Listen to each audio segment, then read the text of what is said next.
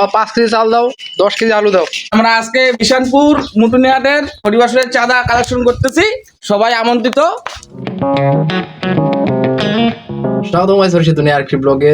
আজকে অনেকদিন পর আমি ভিডিও শুট করতেছি, প্রায় 3 সপ্তাহ হয়ে গেছে। মাঝখানে একটা ভিডিও দিয়েছিলাম, সেটা হচ্ছে কালীরহাটের সার্বজনীন বাসন্তী পূজার, সেটা একটা র ভিডিও ছিল।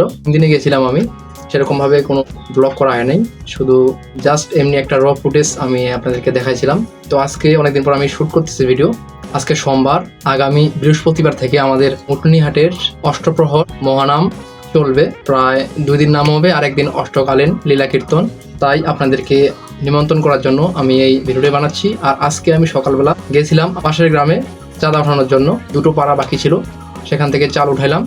দেখানোর আগে আমি বাড়ি আসছি খাওয়া করে, এখন একটু রেস্ট নিচ্ছি। আর চাঁদা কালেকশন করতে গিয়ে যে আমি ভিডিও করেছিলাম সেগুলো দেখেন।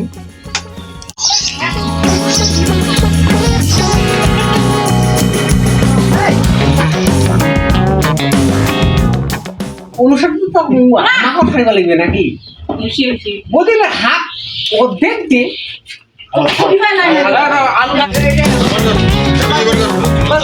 গাইস, সবাই লাইক শেয়ার কমেন্ট করবেন, আমাকে ভালো করে ফলো করবেন পেজটাকে। আর আমরা আজকে ঈশানপুর মুটুনিহাটের হরিবাসরের চাঁদা কালেকশন করতেছি, সবাই আমন্ত্রিত, আসবেন অবশ্যই।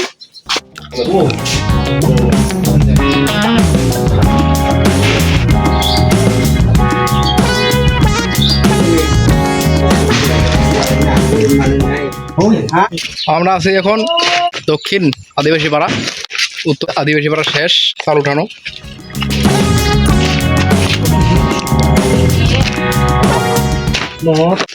আমাদের অনুষ্ঠান কবে বলতো?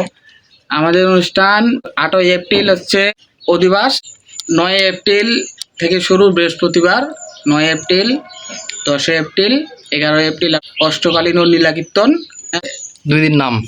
12 এপ্রিল আপনাদের হচ্ছে নগর কীর্তন। সবাই আমন্ত্রিত, অবশ্যই আসবেন।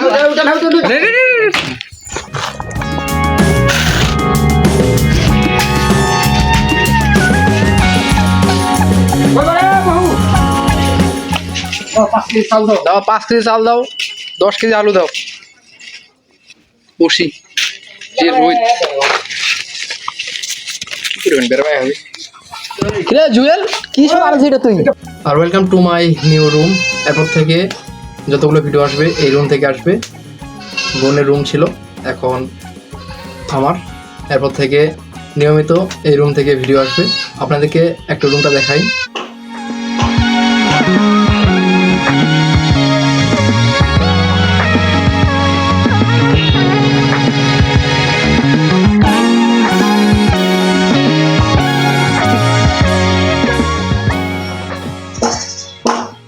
ভাই এখন সন্ধে হয়ে আসতেছে আর আমি এই হারিকেন দিয়ে ভিডিও করতেছি, কেননা কারেন্ট সেই দুপুরে চলে গেছে, এখনো কারেন্ট আসে নাই।